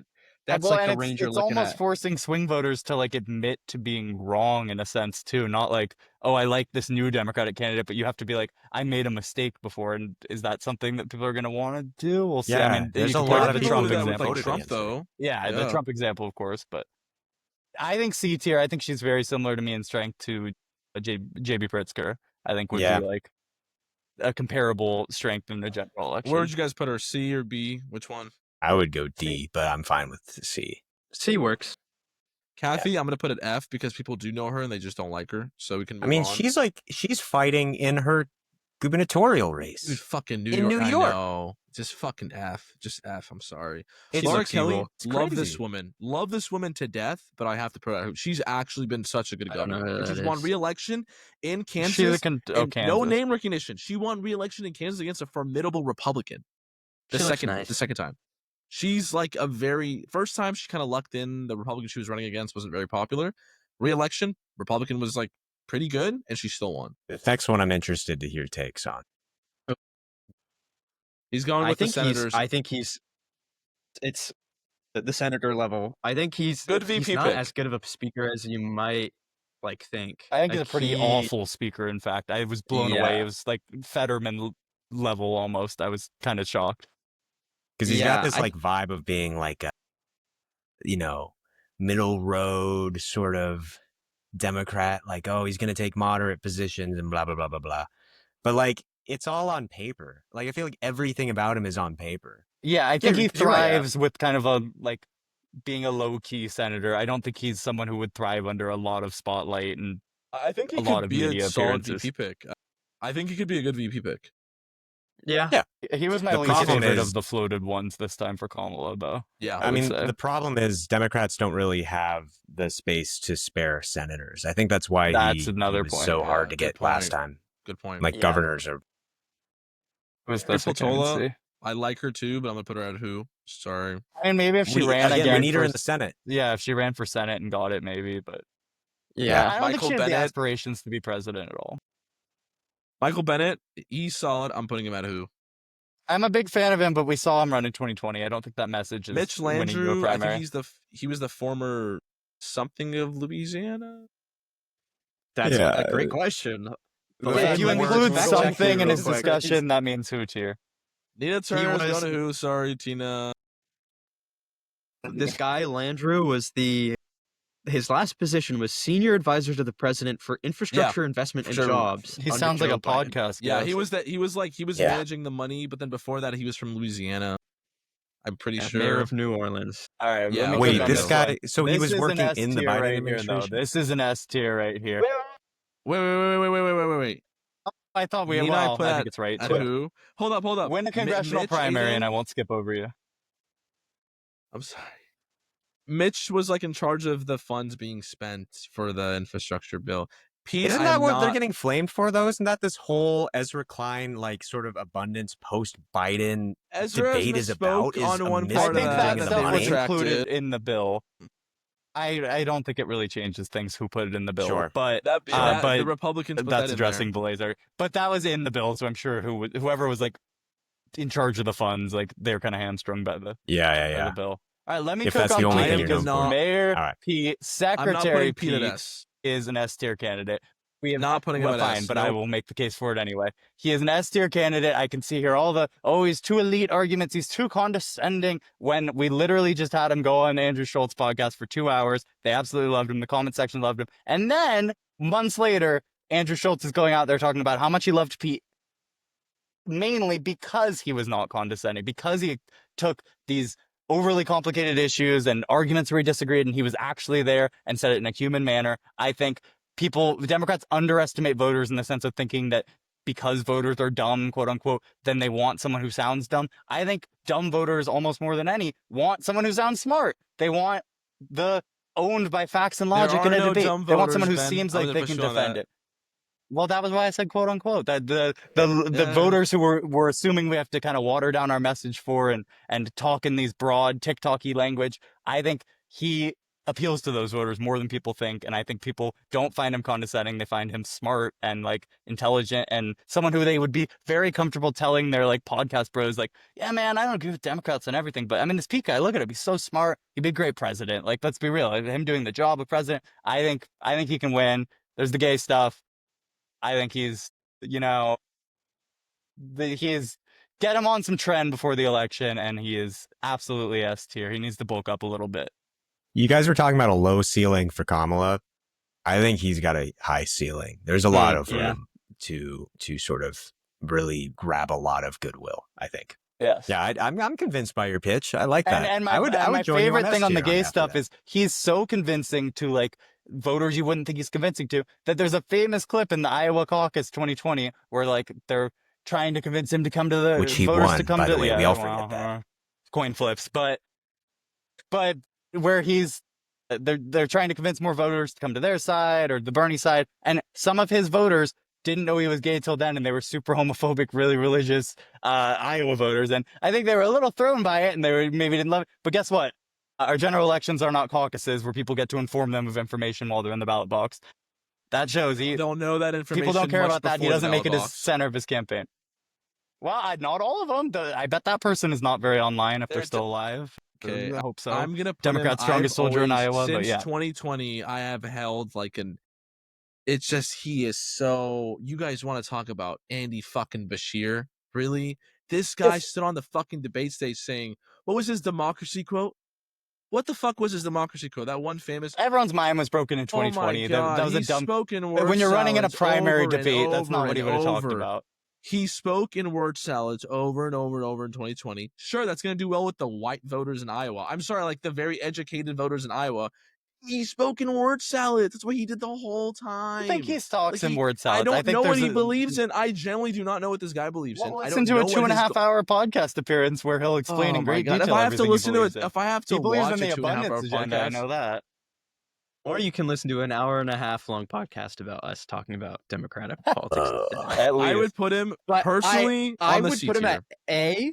Oh, okay. I'm going A. The reason why is I think the gay thing is a good point. I do think my fear after 2024, looking back on like the losses that a lot of that the Democrats made in 2024, was it became considerably more elite, and what I mean by that is higher educated college level voters and less working class. He is Mayor Pete. I think he has that appeal, but that's not the vibe I get from him. He's a vet. I don't know if that's how he's gonna exactly come across. Also, That's I think what I'm saying about like, I wonder, are we overly indexing the like Tim Walz aesthetics of being that working class thing of like, oh, well, he sounds smart, so therefore he's like, and too educated, so therefore he won't appeal to them, versus like, oh, if we put the right kind of hats on him and he wears flannel jackets and like talks about sports more, like, I don't know, maybe that stuff doesn't matter as much to these voters. I mean, Barack Obama was a constitutional professor before he That's got true. the nomination, right? That's true. I don't know. I think there's But There's, Obama again, was potential. Like, It's a fair argument, though. Obama, no. Well, I personally Belay, put whatever him at point just you're give it about no to Obama. make, I don't think he's the C. primary election. I don't think he's C. I think primary you also have to worry about minority voters. I don't know if in a primary, I think you do. Bro, I don't think you do guys, in the general. he had like one of the highest name recognition on the recent poll, and he got 0% of the black voters. Well, there was Zero, not another one, poll where he got zero. a similar percent to all the non-Kamala candidates. It was 0% of black voters. That's not every poll, but yes, no, that's certainly a problem for him. Most, But I would. say, Okay, we can say a Jim compromise. Clyburn of the world loves him and endorses him. That's not out of the realm. He was talking about Okay, we'll endorsing put him Gavin at A Newsom. and move on. Murphy, Oh. I'm putting at who? I'm sorry. Who? Big Warnock. rap. I would. Warnock has a lot of baggage. He barely got out of that Herschel Walker election, and that should have been a layup. No, I don't. I think so. Osthoff's stronger I don't than think him, so. but I don't think he I should think have been he'd a be layup. good. I think he'd be good. Yeah, I think he'd be at C. What's the baggage? The domestic I don't really- abuse There's some allegations, and but like there's also some videos. I don't know. Before a Let's lot put of him that at stuff C. really came to the front. He's as good as Kamala, I think. he won by like 2.5 percentage points though. That was more than his first one. He's running about 10 straight elections back to back, so he's got he's all warmed up. Okay, Ro Khanna, I Alright, fuck with. Ro. I put him at like I don't know. We got like B? 5 more. I like Ro Khanna. I would put him at B. He's got medium voter brain, so he'll appeal to the medium voter. I don't know. I think there's a strong argument that like a big conversation point in 2028 is going to be this like argument you start seeing floated online. Have you guys heard of the Sirens Call, that book by oh god, the MSNBC correspondent Chris I don't know if I have. What is it? something? It's making this argument that's like it's pretty. It's something where I think people kind of already have a take on it, but it puts it in a way that I think is really interesting, which is that your attention is something you have a lot less control over than you think. Sort of this argument that like your mind's like an elephant, you can steer the elephant, but it's really going to go where it wants to go. And that if your mind is sort of hackable in these ways, and Silicon Valley companies, have spent billions and billions of dollars and a decade and a half of time learning how to hack it and mine it for profit, that not only should you be mildly annoyed with social platforms and Mark Zuckerberg and these people, but you should be enraged and view them as like the villains of our time. And that, you should be advocating with every ounce of your being to advocate for policy, to sort of get your time back, get your attention back, that there should be a lot more anger towards these platforms, towards these people, towards the engineering of the algorithm that got us to where we are today. It's sort of just this broader argument about that. And I think like Ro Khanna just kind of has this obviously because of where his district is, that compromises him on that issue. And I think if we're talking about what we were talking about earlier, this sort of trajectory of where things will be in 28, it's not talked about right now. But I think this comes up a lot more in the next election cycle. Yeah, that's my row. I've listened to him on Ezra Klein twice now because I'm Kleinhead. Yeah.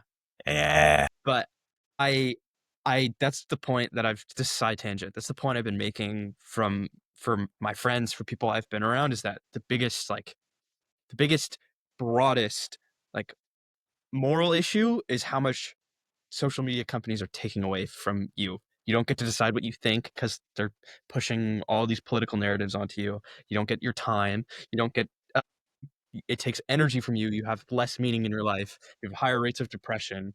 All these things coincide. And people kind of understand it, but not to the broad scale of take any 17-year-old kid's screen time on his phone or on Discord or whatever the fuck he's doing. It'll be crazy because that's what it was for me 3 years ago, 4 years ago. Yeah, oh, totally. I think that only goes on for so long before collectively we all start going, wait, what happened? Yeah. I blinked and I lost 5 years of my life. Yeah, exactly. Yeah. I agree with that point. Does he take PAC money?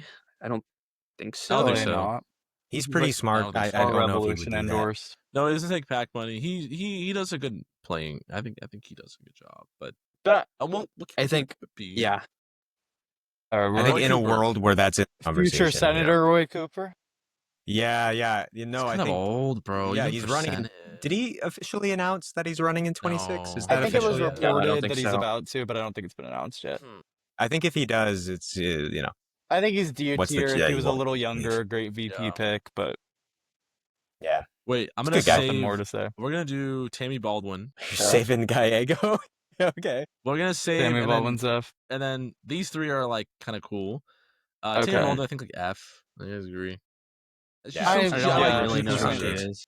She's popular from a swing state, but yeah, I don't find her Yeah. too exciting. Yeah.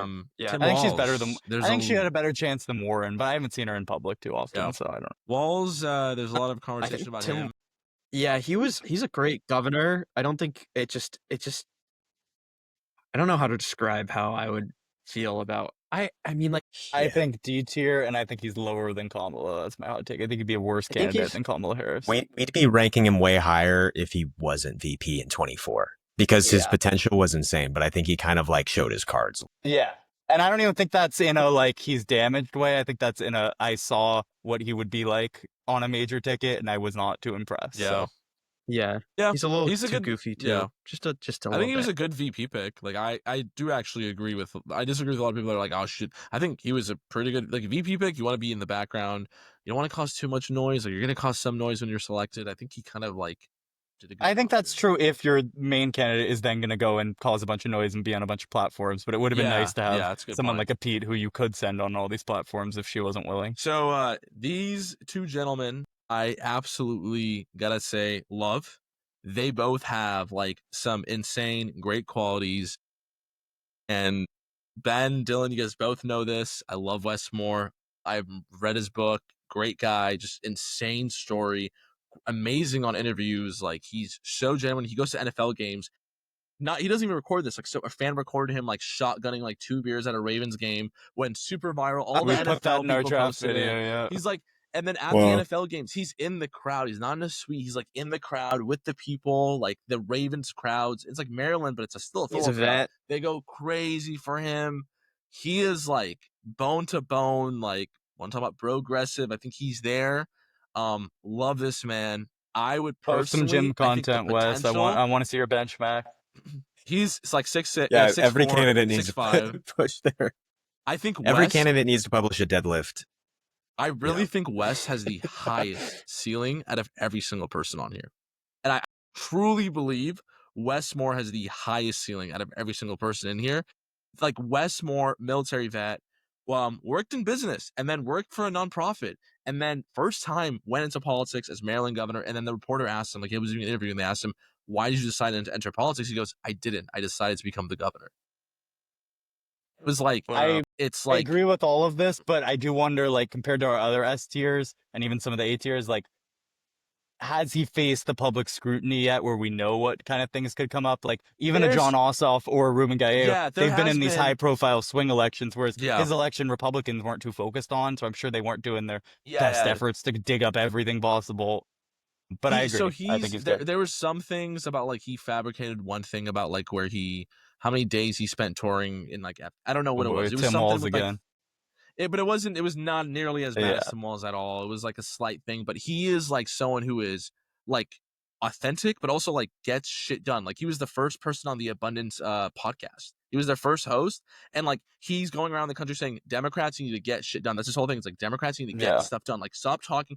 There was this bill that was sent to his desk, and it was like a bill to study what reparations, like if reparations were passed, how that would affect people, and he vetoed it. He's like, I'm sick of studies. Like, and he like literally quote, like there's a video of him saying, I am sick of passing these studies. Just get the shit done. Like if you're gonna do something that helps people, do it. You don't need to conduct a study and hire all these experts. Like we know what policies work. He's very like straightforward that way, but also has that like Obama-esque, like very like smart political talk. Great speeches, great at interviews. He like goes, he's above the fray. Like that's what I think I would put him as. That's my case for Yeah. Wes Moore, and I truly, I'm good with the truly S think tier. this man's talented. I'm good with I him S think- tier. I I think- do think he's a little word salady belay in some clips I've seen. He can delve into it a little bit, but he like he's very, very It's like it's like a word bowl. It's like a nice, like it's got some meat in there too. yes, Not quite yeah, a salad. yeah. Aiden, what did you put him as? I didn't rank him. Oh, I put him in Wow. who? that's fired. I put him in who because he I was doesn't gonna break s- through. Bro Yeah, I does was thinking- not break through. I don't think he's winning a primary for that reason. I don't think he's I just- going to be exciting yeah. enough. No but one knows. I mean, he think can he'd be a the strong best Maryland. candidate, but That's the problem. He's the governor of Maryland. But this is like and if as he's far in a as the general election. This is if he's a general election. yeah, I mean, I think that a good, especially for 2028, where the primary will be so crowded, I think he could, like, maybe there is a potential that he gets kind of buried, like Cory Booker, I feel like, was Yeah, buried Cory in Booker 2020. 2020, I But think is a also, great comp. but I also feel like he could, through the heat of a primary, kind of break through Yes. in He a could have some moments. similar way. Yeah, he could have some moments. Like the above the fray moments. Obama. there's been Yeah. heat. Like, there's some real moreheads in the comments on the Democrat video. I'm not gonna lie. Like, there were some people really going to bat for him They were all in ways belay that on didn't, different though. accounts. Aidan, I will say, within the Democratic like consultant base, he is, and I know this is contradictory, and like there is like chatter up there about him. Obama wanted him to be on that ticket. I don't know how he's gonna like weasel his way out of this, but he very explicitly said, "I am not running in 2028." But He did obviously that say hasn't that. stopped people before. He was Elizabeth Warren he also wasn't- said that in 2018. Yeah, but he was. Well, how'd that work out? But we didn't see like he didn't leave much opening. It wasn't in like a vague like, "Oh, I'm not. I have no plans to run." It was like, "I can tell you right now, I am not running." So we'll see. Is he term limited out? He might No, be by then. he's I'm gonna. not sure. So he's running up for re-election in 2026. Oh, so he has time. He could be 32 in theory. I think Yeah. that's the but I will say there is a He lot could of be a chatter VP up, like, pick too. He would balance out that Pete ticket in some important ways. I don't know if he's a VP pick. I don't think he'd do don't see Willie. him as I a don't think VP. he'd want to. I don't see him as a VP. No, I think he'd turn it down. Obama's one of Obama's favorite candidates. He was in Obama's picture world, the ticket that he wanted in 2026 was Big Gretch at top and then Westmore at the bottom. What about Deval Patrick, one of his favorites from 2020? Everyone remembers Deval Yeah. Patrick. We don't. Yeah, I mean, but I think On the I'm show. just telling you, like the more you watch Westmore and the more like I like introduce some of my friends to him, and they're like, "Holy shit, like this guy is." I agree. You convinced me with good. that shotgunning clip from a while ago. Dude, I'm fine with the S video tier. of S this- tier is a yeah. little lonely right now. So how about we? Yeah, if it's all predicated on primaries don't exist, they've been elected. You know, Yeah, they've been they're the appointed nominees, the that's DNC all it candidate. is. The DNC Then was yeah, a week yeah. ago, and we're going from there. That's Yes. Yeah, And people- Joe Biden stepped down. Yeah. Again. All right, let's do Aidan, S I will tier. send you so many videos of Westmore now. Just wait. Okay. You know what? He's not I might be lying. more pilled. I could be more Aidan, pilled. guys, one thing about Westmore, I will say, like Obama, I know Obama was like kind of known because of his DNC speech in 2004. Not really. I think you may need someone who's just totally new, like someone who just like breaks, like just people haven't heard of him before. I really Yeah. think like a full restart could help. I think you could. Mhm. Well, speaking Yeah. of, I think our last choice kind of does fit in that category. He's with cool. his I swing love state this guy. experience. Oh, Dylan. Can I? One more thing, I feel like we do have a couple candidates who are not on here that should be on here. I don't know if we can add them potentially as just like floating names. Who's that? Mark Cuban. Yes, I do. Easily. Yeah, I like Mark. Please come on. Rahm to the S podcast. tier Emmanuel. for Mark. S plus tier if And Mark S will tier agree to for- come on the show. Please come on to the Mr. podcast. Cuban. We would love to. have you. Emmanuel Mark can go Cuban, into F. Rahm Emmanuel, and Stephen A. Smith. Stephen He A. floated the Smith was idea. on my list. Yeah, I feel like you put him really high on your I list. put him really high. I maybe shouldn't have put him that high. Wait, do you guys I know was who really, Stephen A. you know- Smith's pick is for 2028? By the way, It's Mr. Guess who it is? Westmore. Himself? That's the ticket It's right Ron. there.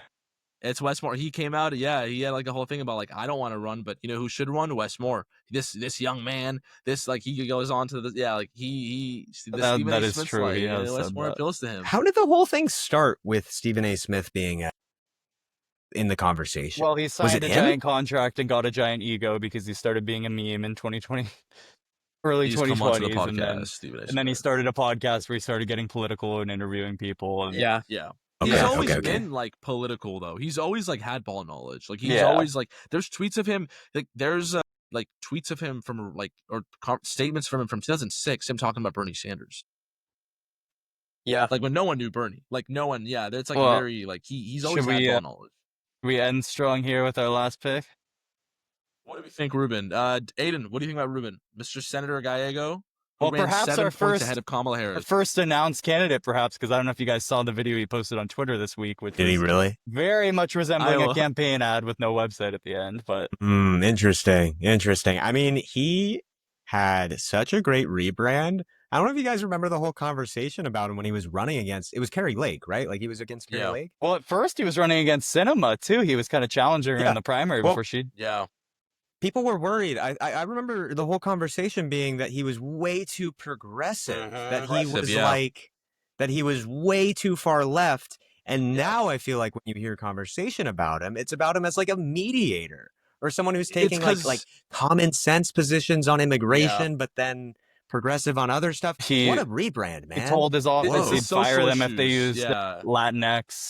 That was something too. He that was tweeted that, another- and he came out against Latinx in 2020. So he's kind of always been ahead of the curve on some of the old social stuff, but he's always been like progressive on economics. And we have proof he can win in a swing district. So That's Can true. I That's just share true. one Swing thing about him? state. So when he was running for Senate, he held an event that like there was a free taco truck, and then he like held an event where people could come watch one of the fights. It was like this Hispanic guy that was one of the UFC fights, I think, and he held an event where it's like, hey, campaign event for me, free tacos. You get to watch this wrestling fight with me, and like a lot of families showed up, and they're like, oh That's my god, cool. like I didn't know you do this stuff. So he's like very tuned into that type of stuff, and he's like, dude, a lot of what like young Hispanic men want is like they want a good business and they want a truck, man. That's what they want. Like that's what they want, and like we gotta make it easier for them to get that. I think he's good He at was also talking in the frat right guy. language. Yes, He was also Sure. a frat guy. He was He's a frat guy? future progressive yeah. guest. at Harvard, but he was a frat guy. All right, yeah, on a putting that out there. technicality. Well, I saw Yeah, something yeah. interesting too, where his advisors on the Harvard point had, I guess, told him to kind of stop mentioning Harvard in anything that it came off as elitist, and he pushed back on that and said that, like, actually, like, I know He was these a poor people who, kid. yes, and these people like want to know that it's achievable. They want someone who's Yeah, like that shouldn't be a like elitist message to say like success in America and like moving Exactly. your like forward each generation. That's actually, he that's grew a up like great, pretty poor. that's a great sign. It's that he's like being authentic to him and not He trying is. to pivot too much. That's, True. that's pretty commendable, actually. also I think it's tweets commendable himself. enough to earn S tier. That's what I would say. Yeah, he also a lot of his tweets, like you could tell his tweets are him tweeting, like because they Yeah. don't sometimes they don't get that many likes. He tweets himself. Yes. I was just looking through. Someone said, "How much Celsius have you drank?" And he said, "Just sunflower seeds and coffee." And I was like, "Oh, that's Oh, like he a needs the millennial thing to Celsius, say." yeah. I will say, the point, I forget who he made it about before, but he ran against Carrie Lake, who's crazy. Mm. So his like electoral chops might not exactly be there for like he didn't win by much, if I remember. He won by It was 2.5, pretty close. but Dylan, that was a state that Trump won by almost 6 points. Yeah, and there wasn't too true. much So ballot. Like He ran Ballot about splitting's pretty rare 7.5 now, so. percentage. Yeah. He ran about 7.5 percentage points ahead of Kamala in Arizona. Like that's Yeah. really fucking impressive. Yeah. he had the largest So- overperformance by Kamala for a non-incumbent Senate candidate. There's the knowledge It I might- needed right there. Yeah. I don't know. I think under the scenario being presented of these people passed a primary, I think all three of these kill in a general. Yeah. Whether or There not you they go. survive the primary, though, The real question. that's a big question. I That's a Westmore big pilled question. Aiden, guys. Let's go. Only took an hour and 41 that's- minutes to do so, but we did it. I was like, damn, yeah, we really nailed down this. Hey, yeah. I didn't lag out, guys. Like I'm so impressed with my Wi-Fi Yeah. right now. Holy shit. God, No, I mean, what a chance. Yeah. Thank awesome. you, Delay. It's like I think midnight we by will Dylan. let Aiden and our viewers go maybe, but thanks for coming on, Aiden. That was awesome. Thank you guys. This was Thank you, really Aiden. cool. This was very, very cool. I love what you guys are doing. You guys are hella magnetic, hella informed, and I hope to see you guys continue to grow and continue to get bigger and bigger guests like Dean Phillips on one day. Whoa. I think we The can do guy that who had tomorrow. 0 Love you, people Dean, pull though. up to his New Hampshire event. Check out Aiden. We'll have everything linked below. Thank you, Aiden.